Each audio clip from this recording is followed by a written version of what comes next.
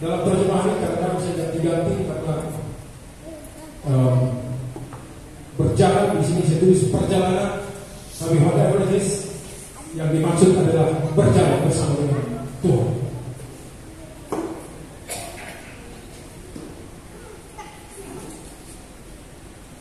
Saya ingin sedikit menunjukkan beberapa gambar bagaimana kita mulai dari zaman dahulu sampai sekarang dalam bergerak atau moving.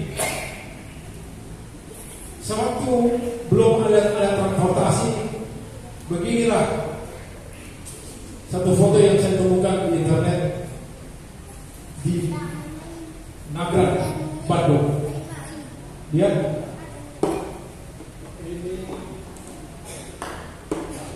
ini versi Bandung.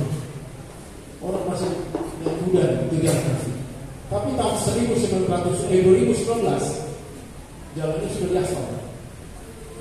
Ya, kalau udah aspal itu sudah bisa menggunakan kendaraan. Jadi zaman dahulu orang berjalan kaki, belum ada kendaraan. Nah, sekarang juga masih gitu ya.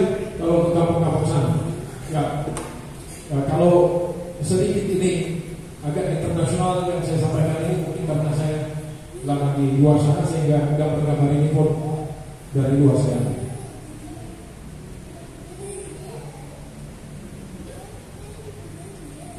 Nah, begini juga lah pegunungan, berjalan kaki orang untuk menjangkau satu tempat, ya kan? Atau seperti ini di pegunungan Alpen ini sebenarnya orang berjalan kaki dari satu tempat ke tempat lain. Zaman dahulu sesudah jalan kaki sudah mulai itu, orang mencari jalan bagaimana supaya lebih cepat dari satu tempat ke tempat lain. Kalau disiapkan ditanami karena saya dulu ya kan, pakai kuda dan kereta di belakang. Ini sudah modern, ini sudah zaman di zaman, ya kan? Nah, beginilah kuda-kuda di sana dua kali lebih besar daripada kuda di sini di Pematang Siantar. Ya, kurus-kurus kalau di sana besar-besar. Tetapi inilah alat modern yang sudah semakin berkembang dan sudah digunakan pada zaman-zaman tertentu, khususnya juga sudah pada zaman Roma. Kita lihat di sini di zaman Roma jalannya seperti ini sudah menggunakan batu. Kenapa? Kalau dia tetap masih menggunakan tanah, tentu akan pada saat hujan akan lembek lalu sulit. Sehingga kerajaan Roma itu sudah dimodernisasi dengan menggunakan jalan pakai batu atau ya berubah sama yang sudah berbeda. Kalau kita lihat hari ini bagaimana Naga tahun 2023, coba lihat nih. Gila kemarin macetnya bukan main. Kalau dibanding di tahun 1880, perbedaannya luar biasa. Bagaimana Indonesia ini berkembang cepat, orang tidak lagi mau jalan kaki, ya kan? Kadang-kadang saya bingung dengan bangsa satu ini. Hari 20 meter naik angkot. Aduh, saya bilang jalan kaki kan sudah lebih sehat. Naik angkot, bahkan kalau bisa begitu naik sampai ke rumah. Sudah mana sama jalan?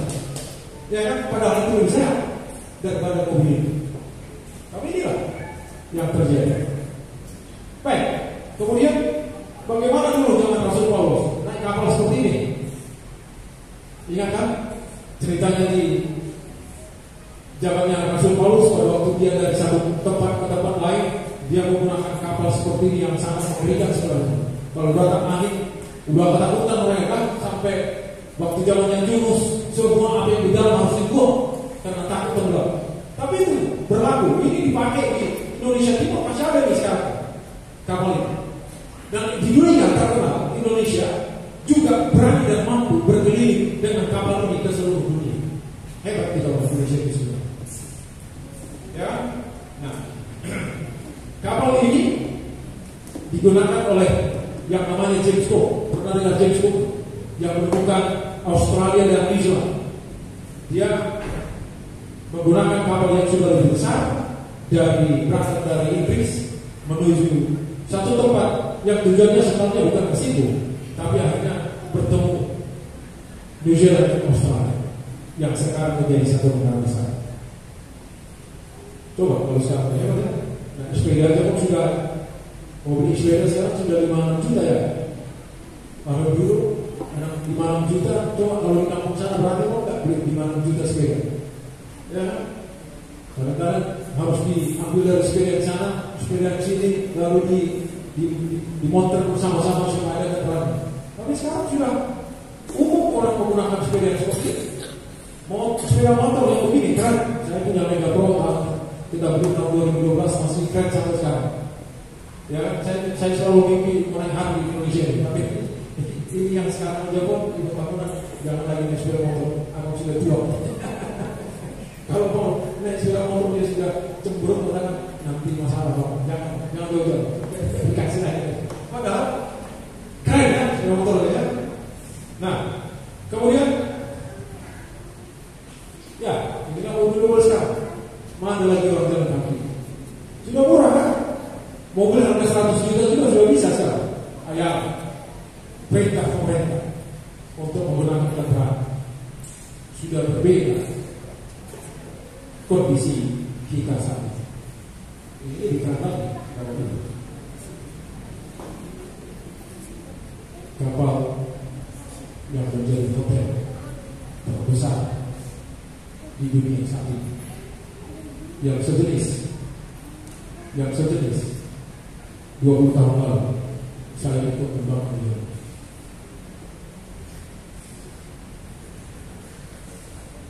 Yang berikutnya sudah pernah ada naik pesawat A380. Saya sudah sering naik pesawat ini bertingkat 2, bahkan saya bisa tidur terlentang di dalam seperti itu. Perjalanan sekarang tidak ada yang sulit. Berurusan presiden dari Jepang, besok coba balik lagi jangan. Mana ada bisa begitu, ya kan? Nah, itulah perkembangan teknologi yang sudah dinubuatkan akan muncul pada akhir zaman. Bapak Ibu, inilah Nanggala yang saya sebutkan tadi itu, yang sudah sekarang berjasa tahun bersama 49 sahabat-sahabatku yang sudah sampai sekarang tidak naik ke bumi. Saya yang menciptakan. Baik, tapi kita mau kembali ke pusat perbincangan. Di dalam Alkitab ada juga perjalanan. Ini adalah perjalanan Abraham dan Ishak. Kalau kita lihat perjalanan mereka itu begini.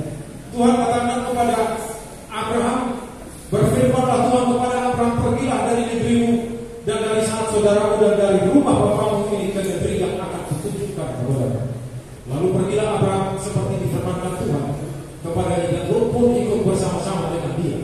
Abraham berumur 75 tahun, 6 tahun lebih dari saya, ketika dia berangkat dari Haran. Abraham membawa Sarai istrinya dan Lot anak saudaranya dan segala harta benda yang didapat mereka dan orang-orang diperoleh mereka di Haran. Mereka berangkat ke tanah Kanaan lalu sampai di sini. Saya tidak tahu jelas apa fotonya. Ya, bayangkan itu lebih dari 3.000 orang, 3.000 binatang dengan sejumlah manusia jalan kaki dari Ur sampai ke Haran. Mau tahu berapa banyak? Silakan. Itulah perjalanan yang merah itu. Kalau saya ambil ukuran dari ujung sini kembali, lihat 1.450 km berjalan kaki. Waduh, hebat banget seorang Abraham. Ini tidak berpikir panjang pada waktu Tuhan meminta Abraham.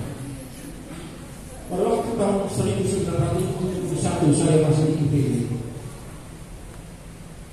Bapak datang kepada saya mengatakan, abang kemungkinan berkumpul dengan pendidikannya sebagai seorang dokter, pada setiap hari Sabat dia tidak bisa ujian. Kau akan mengalami yang sama. Bagaimana kalau kau sekolah itu? Teman musuh mana?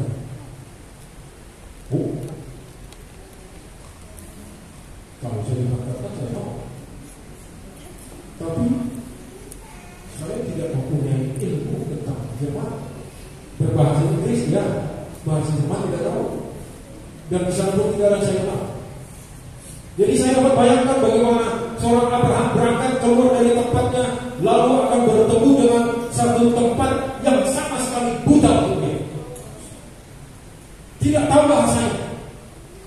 Saya duduk di gereja begini pada hari Sabat, mereka tertawa, saya kadang-kadang pikir mereka tertawa apa? Di PA saya duduk, saya juga tidak mampu. Demikian karena dia berangkat tanpa dia ketahui sesuatu, tetapi dia mampu dan mau karena dia mempunyai tujuan tertentu yang akan kita bahas. Ada juga yang kita baca di Alkitab menggunakan perjalanan yang sedih, tapi dia sudah lebih kaya.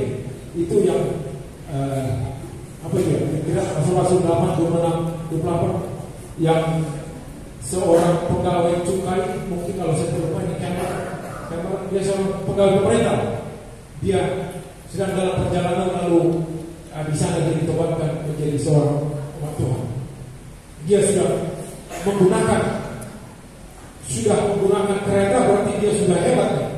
Seorang yang mempunyai duit, yang sudah bisa menggunakan hal seperti itu. Tetapi perjalanan seperti itu banyak dan sering digunakan orang di zaman dahulu, walaupun dengan masalah yang sama. Coba bayangkan kalau dia berjalan seperti Abraham 1450 km dengan menggunakan kereta ini, mungkin dia punya kecepatan satu hari cuma 20 km. Kita sudah bisa bayangkan dengan menggunakan kereta berapa hari dia bisa jalan atau bulan, apalagi jalan kaki, ya kan? Belum lagi tantangan yang lain dengan persoalan-persoalan yang akan muncul di sana.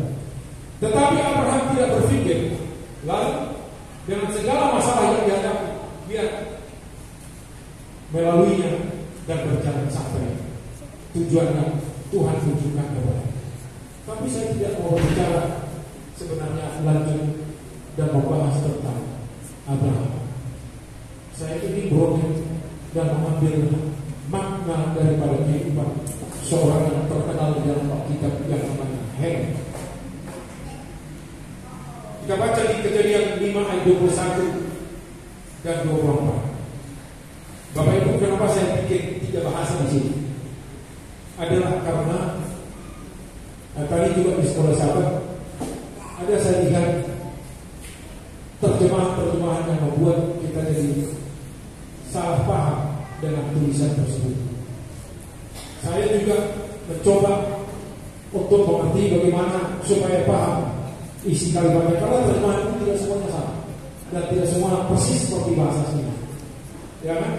Nah, jadi disebut di sini, tapi langsung ini Henok fotonya disebut di ayat yang ke-22, dan Henok hidup bergaul. Itu terjemahan Alkitab Indonesia saya kurungkan di situ, berjalan dengan Allah selama 300 tahun lagi setelah ia memperanakkan batu syarat dan ia memperanakkan anak-anak lelaki dan perempuan. Kalau lihat dalam bahasa Inggris yang disebut yang merah itu walk itu tidak hidup bergaul tetapi berjalan. Dalam bahasa Jermannya itu jelas disebut wandelte, dia paling bawah yang merah itu. Wandel itu berjalan maksudnya. Jadi terjemahan ini dilakukan hidup bergaul berbeda dengan yang dimaksud dalam terjemahan asli. Hidup bergaul tentunya bagian dari berjalan itu, tetapi perjalanan hidup ini yang dimaksud dalam pergaulan yang ditunjukkan di sini bahwa dia bergaul dan berjalan bersama Tuhan. Tentang Henok ini kita tidak banyak tahu sesungguhnya di dalam Alkitab. Hanya satu konteks teks yang ada di situ yang menuliskan tentang Henok. Tetapi bila mana kita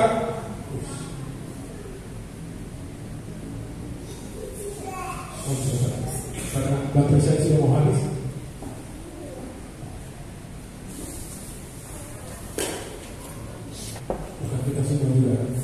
Baik. Mudah-mudahan tidak terlalu lama saya menghandle ini karena saya lihat waktu sudah semakin banyak. Jadi sengaja saya buat terjemahan itu demikian supaya kita paham apa yang saya maksud, karena Bapak Ibu, ini khotbah ini adalah khotbah yang sudah saya tulis bertahun-tahun ke belakang di waktu saya di Eropa, saya tinggal saya terjemahkan ke dalam bahasa kita. Jadi yang dimaksud di sini adalah berjalan dengan Tuhan. Makanya khotbah saya itu mengatakan unsur Reise itu berjalan kita dengan Tuhan. Bagaimana sebenarnya berjalan dengan Tuhan itu yang dimaksud? Kalau kita melihat itu, saya sampaikan dulu apa yang Punya sampaikan tentang Henokh ini, karena tidak banyak kita jumpai. Kalau kita baca Kejadian 5 itu tentang Henokh cuma satu ayat aja, Henokh berjalan dengan Tuhan. Tapi kita bersyukur ada pekabaran dari Roh Nubuat yang mengatakan seperti ini, bahwa di buku Patriarch dan Prophets dikatakan bahwa Henokh itu hidup dengan kehendak Tuhan dan dia selalu berjalan berdua dengan Tuhan. Bayangkan Henokh, kalau kita lihat dari silsilah daripada Henokh, dia masih sempat berkenalan dan bertemu dengan opung Adam. 300 tahun masih bergaul dan hidup bersama dengan Adam. Coba bayangkan, ya saya kalau pulang dari Eropa dulu, saya selalu pergi dengan bapak saya ke belakang sekolah SMA atau Bayu, ada di situ kolam ikan kami sama-sama. Di situ saya sebagai hari dengan bapakku bercerita-cerita tentang perjalanan. Jadi saya bisa bayangkan bahwa Henokh pun dengan Adam tentunya mengambil waktu duduk bersama-sama. Lalu apa yang didengarkan? Saya percaya bahwa Adam menyampaikan bagaimana kejatuhannya menjadi seorang yang berdosa. Dia juga mendengarkan berita bagaimana Kain membunuh adiknya Habil. Saya percaya dia juga mengambil sikap bagaimana tidak bergaul dengan orang-orang seperti ini, tetapi bergaul penuh dengan Tuhan dan komunikasi banyak dengan Tuhan, kata Nyonya White.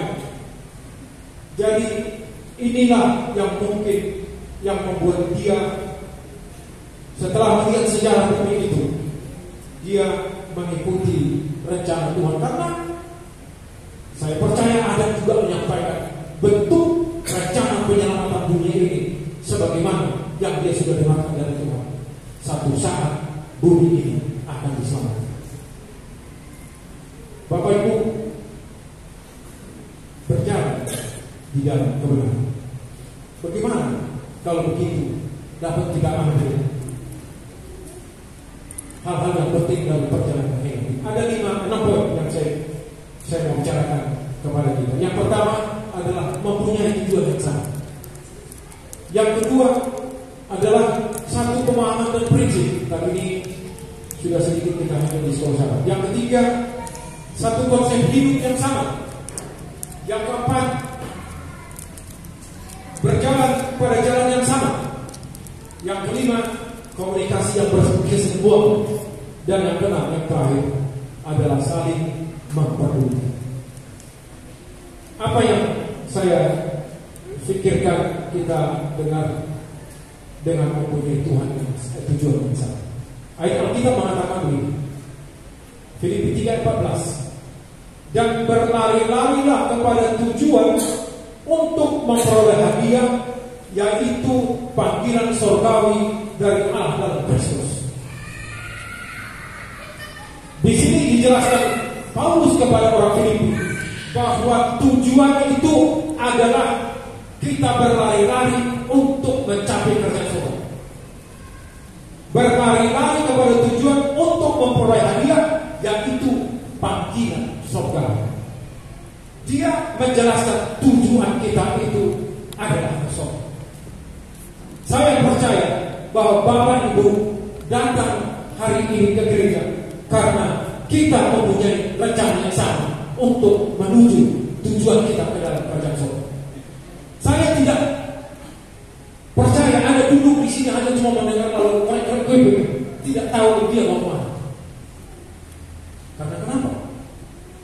Kita tahu hari Sabat itu adalah hari pengertian, makanya kita datang berkumpul kembali. Itulah tujuan kita, karena disebutkan di kitab Yeremia, dari Sabat ke Sabat di sorga pun kita berhari Sabat. Tidak ada yang. Jadi saya percaya tujuan Bapak dan Ibu sama dengan saya pada hari Sabat ini. Kita mau ke sorga. Oleh karena itu harus lebih teliti kita memperhatikan kata Paulus di Ibrani. Apa yang telah kita dengar supaya kita jangan hanyut di bawah arus. Artinya supaya kita terhanyut, tidak ingat lagi mana kebenaran. Itu dilakukan oleh Henokh dan perjalanan hidupnya. Dia dengarkan apa yang pembungnya sampaikan, bahwa saya sudah melakukan kejahatan, tapi ada nanti keselamatan yang datang dari Tuhan Yesus. Yang kedua, satu pemahaman dan prinsip. Yohanes 8 ayat 12 mengatakan, Yesus berkata lagi kepada orang Farisi, "Akulah cahaya bagi dunia. Orang yang mengikut aku tidak akan berjalan dalam kegelapan, tetapi beroleh cahaya yang memberikan kehidupan." Kalau kita memiliki dan kalau kita mengikut Yesus, aku di sini Yesus maksudnya tidak akan berjalan dalam kegelapan. Bagaimana maksudnya tidak berjalan dalam kegelapan? Kebenaran firman Tuhan yang kita perbincangkan juga tadi pagi, itulah kehidupan dan benar, bukan kegelapan. Kita melihat lanjut satu statistik, ya, satu statistik yang saya ambil dari John Conference.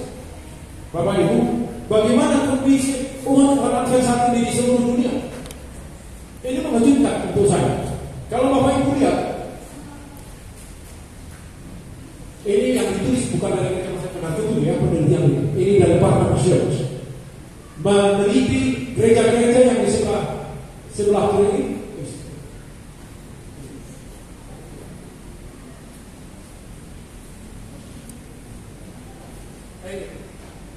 Ini adalah gereja-gereja Advent, saya tulis bikin merah, Assembly of God, Baptist, Catholic, Church of Christ, Episcopal, Lutheran, Methodist, Mormon, Christian Congregational, Pentecostal, dan Presbyterian. Kita lihat di sini kunjungan orang Advent ke gereja 47,74% dibanding dengan semua. Coba lihat, Assembly of God ada sudah 69, lebih tinggi dari Masehina, gereja Masehina dari ketujuh. Yang tertinggi di sini Mormon 71, 11,70%. Kalau kita lihat membaca Alkitab, orang-orang Advent itu juga terbelakang. Kalau kita lihat di sini 8,07 yang tertinggi Assembly of God, salah satu yang tertinggi yang paling tertinggi Pentecostal, dan berdoa kepada Tuhan 13%. Kita lihat yang lain lebih tinggi. What happened to the Seventh-day Adventist Church? Apa yang terjadi ke kita? Padahal kita sampaikan bahwa kita ini adalah umat-umat yang sisa, yang memiliki perjalanan menuju kerajaan surga. Tapi Bapak Ibu, saya membaca tulisan juga dari John Conference. Kenapa ini bisa terjadi kepada umat Advent? Dikatakan di sini tidak banyak yang lagi tidak memahami tentang ajaran Advent, dan dengan demikian pelan-pelan identitas pemahaman itu semakin hilang. Ini mengerikan. Tapi perlu saya sampaikan, dan mudah-mudahan tidak begitu, penelitian ini dilakukan hanya untuk dunia barat. Mudah-mudahan Indonesia tidak seperti itu. Tapi nanti kita bicara sedikit. Orang di sana sudah banyak lebih membaca penelitian orang di luar, membaca apa yang mereka lihat, tetapi lupa membaca firman Tuhan. Sehingga dihubungkan dan dicocok-cocokkan, sehingga lama-lama kebenaran yang sesungguhnya, Masihian dan hari ketujuh yang memberi pekabaran 3 malaikat, itu semakin tidak dikembangkan. karena menganggap kita ini tidak lagi begitu penting kepada ketiga pekabaran. Sehingga banyak orang tidak lagi ke gereja.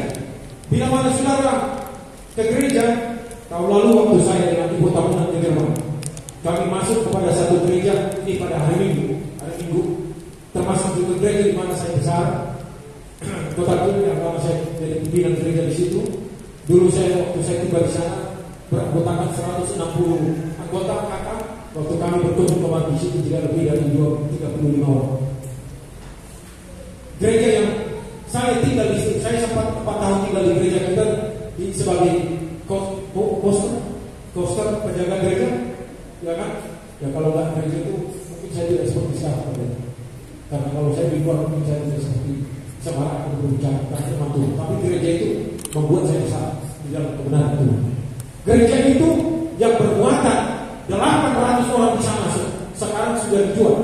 Karena datang ke gereja cuma 30 orang. Kemampuan gereja untuk membayari gereja hidup sebagaimana biasanya tidak mampu lagi, sehingga gereja itu dijual, lalu dunia itu dibangun gereja yang lebih kecil.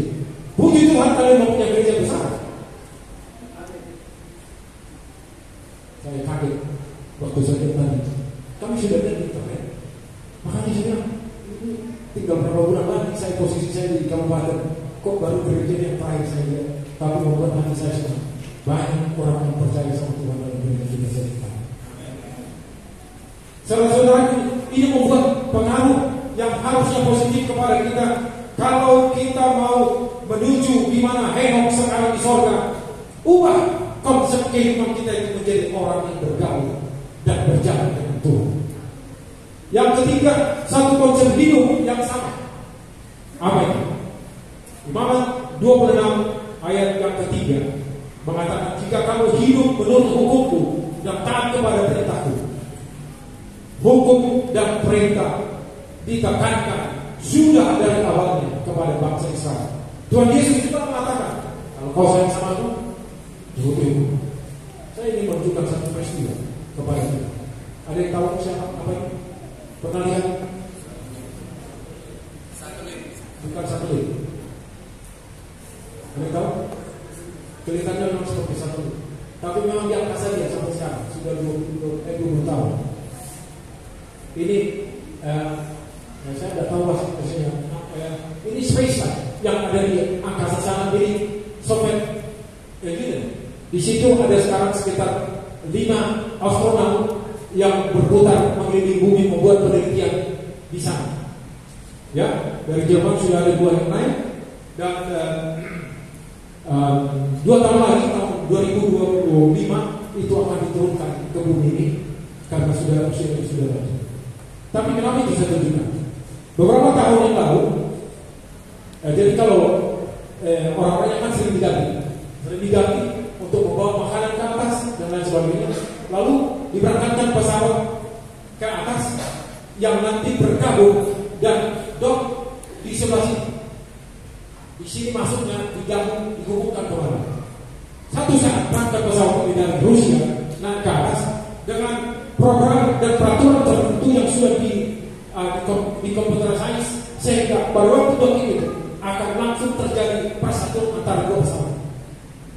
Ternyata dalam perjalanan dari bumi ke atas ada perubahan dalam konsep pengaturan itu, sehingga pada waktu sudah dekat kepada posisi ini tidak lagi mampu mengerem. Yang datang dari bumi itu menabrak ini, hancur sebelah ini semuanya, sehingga yang pertama itu tidak lagi ikut masuk ke dalam turun ke bumi, rusak dan itu pun harus diperbaiki. Kenapa? Karena pengaturan, karena hukum-hukum teknologi yang sudah diprogramkan lari daripada aturan, sehingga terjadi tabrakan. Bila mana saudara-saudara tidak mengikuti ke-10 hukum yang Tuhan sudah tunjukkan kepada kita, dan hukum-hukum yang lain, kita lari daripada aturan itu, maka suatu ketika kita juga akan tabrakan dengan seluruh kehidupan kita itu yang akan jatuh ke bumi yang tidak bisa diangkat lagi dengan kosong. Satu konsep hidup yang sama dengan rencana Tuhan. Jangan tinggalkan rencana Tuhan dengan kebenaran. Yang katakan Yakobus 1:22, sebaliknya lakukanlah apa yang difirmankan. Tuhan Yesus selalu mengatakan, kalau kau sayang sama aku, turuti firman. Yohanes mengatakan di kitab 1 Yohanes 3 kalau saya tidak lupa, 1 mengatakan, kalau kau mengatakan kau sayang sama aku, kau turuti perintahku, ternyata kau tidak sayang sama orang lain, kau menjadi seorang pembohong, kata Yohanes. Jadi kita harus berhati-hati, karena konsep Tuhan jelas diberikan kepada kita semua, supaya kita boleh masuk ke sana. Pada waktu tahun 1972 saya sebutnya bahasanya saya tidak tahu. Saya tidak tahu bahasa. Kebiasaan orang di sini saya tidak tahu. Tiba saya tanggal 19 Desember, musim dingin, salju ribuan. Saya berpakaian Indonesia, atau nanti foto saya begini. Untung pendeta kita yang saya tinggal sama dia sementara sudah membawa jaket yang panas sehingga saya bisa menahan panas dingin yang sudah bertemperatur di bawah nol. Kita di Jakarta 39 derajat. Coba kalau saya tidak pakai, mencocokkan diri kepada konsep yang ada di sana. Yang lebih ngeri lagi adalah kalau seandainya selama saya hidup di Eropa, selalu saya gunakan hukum yang berlaku di Indonesia, menggunakan suka-suka. Saya sampai satu ketika di jalan raya, di depan lampu merah, pagi-pagi berhenti karena lampu merah. Saya berhenti dari belakang juga ada. Setelah berapa saat, jadi ada apa? Dan tidak ada, yang ada lampu merah. Saya merasa tidak nyaman. Saya keluar, saya tanya, ada apa? Loh, kan kosong Pak. Tunggu dulu. Itu kan ada lampu merah. Kenapa nggak jalan? Oh Pak, jalan aja Pak. Coba. Tidak ada lampu. Wah, ada tiba-tiba motor tabrak. Karena melakukan pelanggaran yang merah. Saudara begitu juga dengan Alkitab itu.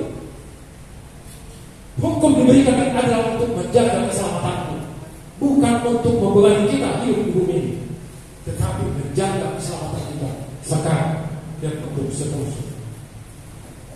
Yang keempat, berjalan pada jalan yang sama. Dikatakan Yohanes 14 ayat 6 bagian daripada ayat yang kita tadi itu, akulah jalan. Jelas Yesus berkata kepadanya, akulah jalan. Ada idiom sebutan di Jerman dikatakan es gibt viele Wege nach Rom. Terjemahannya banyak jalan ke Roma.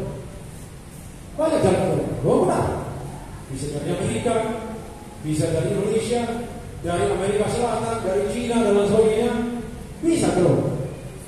Tapi bisakah seperti itu model kita masuk ke surga?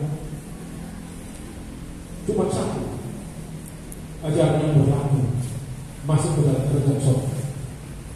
Bukan ajaran Konfusius, bukan ajaran Hinduisme atau yang lain, tetapi Yesus mengatakan, aku aja. Bukan karena Marx, bukan Putin, bukan Pak Presiden Jokowi. Jokowi untuk Indonesia, kalau nggak ada dia, nggak akan tidak sama sekali. Tapi kalau kosong, Yesus sudah mengatakan, aku aja. Tidak ada yang lain. Hanya dua konsepnya, wrong way or the right way. Yang benar atau yang salah. Saudara, berjalanlah pada jalan yang benar, supaya kita sampai kepada tujuan yang Tuhan sediakan bagi kita. Komunikasi yang berkesinambungan. Jangan lupa Bapak Ibu berdoa senantiasa. 1 Tesalonika 5:17 mengatakan berdoa senantiasa. Tahun 1994, pada waktu saya dalam perjalanan di dinas dari Jakarta, dari Indonesia ke Jakarta, di pesawat dari Denmark menuju ke Jakarta. Saya bertemu dengan seorang presiden rektor yang akan pindah ke Jakarta. Kami berdampingan di bisnis class, lalu kami banyak waktu berjalan ngobrol-ngobrol tentang pekerjaan kami dan perkenalan dari situ, dan dia sebagai menjadi sahabat saya yang sangat dekat selama saya di Jakarta. Kebetulan kami sama-sama menginap juga di Hotel Borobudur, tidak tepat, tetapi setiap sore kami bertemu, kami main sama-sama bebas bersama. Pada waktu semakin lama kami bergaul, dia kenal saya kenal dia. Dia bertanya kepada saya tahun 1994 itu, dia katakan, Franklin, saya sedang mencari pengganti saya nanti. Bilang saya kepada dia. Sebentar. Dia bilang saya ingin menemukan seseorang dan bergaul dengan seseorang yang mengerti adat budaya dan metode Eropa dan juga Indonesia. Kau mau dengan saya? Lalu saya bilang saya orang senang di Indonesia dan bahkan mencari pekerjaan yang baik untuk pindah ke Indonesia. Pada cerita kontrak ini diadakan antara saya dan perusahaan ini. Lalu berjalan waktu, saya atau kami saat itu sudah menyediakan kontainer 40 feet di depan rumah untuk memasukkan barang untuk pindah ke Jakarta tahun 1990. Pergumulan saya dengan anak-anak ini dulu begitu lama bertahun untuk mengajak pindah ke Indonesia. Dan pada saatnya kontrak sudah tertanda, semua happy dan senang. Di satu pagi, waktu saya dalam persiapan perjalanan saya ke Paris, saya di Paris pada saat itu sudah membuat perjalanan kereta api MRT seperti yang ada di Jakarta ini sekarang, dari satu stasiun ke stasiun lain 5,9 km. Saya bekerja di Paris sebagai pimpinan proyek 5 selama 3 tahun. Saya tiba-tiba waktu persiapan ke airport, sedengar mesin fax berbunyi dulu. Jam 4 pagi. Dalam hati saya tersenyum seperti sekarang. Ini dari Jakarta. Hati saya senang dari Jakarta. Senangnya itu belum tahu sih. Lalu saya ke fax mesin, saya buka, saya baca, kalimatnya cuma satu. Mr. Franklin, the contract is cancelled. Ada sih. Tapi saya happy. Tidak sedih. Setelah saya sampaikan kepada anak-anak dan keluarga, mereka semua menangis. Kenapa? Kenapa tidak kan? Saya tidak sedih, bahkan berterima kasih atas jawaban yang jelas. Tidak jadi berpindah ke Jakarta. 1 tahun kemudian saya datang ke Jakarta, bertemu dengan ponakan saya yang tadinya akan menjadi sekretaris saya di perusahaan tersebut. Udah, apa kamu udah? Baik. Kamu baik-baik saja. Udah tahu. Apa yang saya tahu baru sampai. Itu udah. Perusahaan itu kenapa? Bangkrut. 1 tahun kemudian perusahaan itu. Tuhan memberikan jawaban kepada saya dan menyelamatkan saya. Bukan sedikit.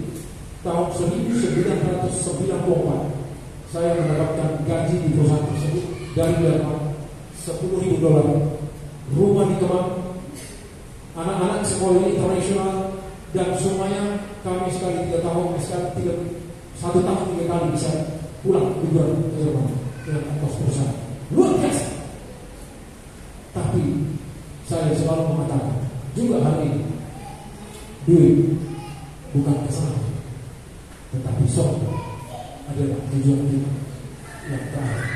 Oleh karena itu kita butuh berdoa sebanyak mungkin, bergaul dengan Tuhan, berbicara dengan Tuhan, menyampaikan seluruh kehidupan kita ke tangannya, supaya hidupmu hidup itu diatur, sehingga semuanya yang baik akan muncul. Matius 14:23, Yesus naik ke bukit seorang diri lalu berdoa. siapa-siapa, hanya untuk berbicara dengan Bapa. Yang terakhir, saling memperdulikan. Beginilah dikatakan di Amos 3 ayat 3. Bolehkah dua orang berangkat bersama-sama tanpa berjanji untuk berjumpa lebih dahulu? Saudara-saudaraku, Tuhan Yesus itu bila mana kita berjalan dengan kita, Dia akan meletakkan tangannya di bawah saudara, berjalan bersama-sama kemanapun kehidupan kita itu kita pergi, jika kita menyerahkan diri kita kepada Henok. Melakukan yang sama. Tidak ada satu waktu yang dia tidak lakukan selama 300 tahun, sehingga dia menyenangkan hati Tuhan dan tidak lagi di bumi, tetapi sekarang ada di dalam kerajaan Sorga.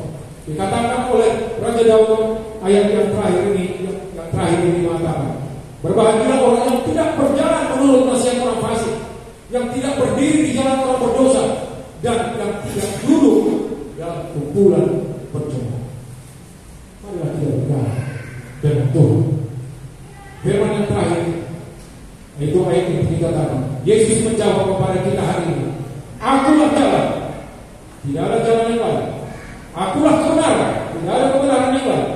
Hidup itulah Tuhan berikan, karena Dialah kehidupan.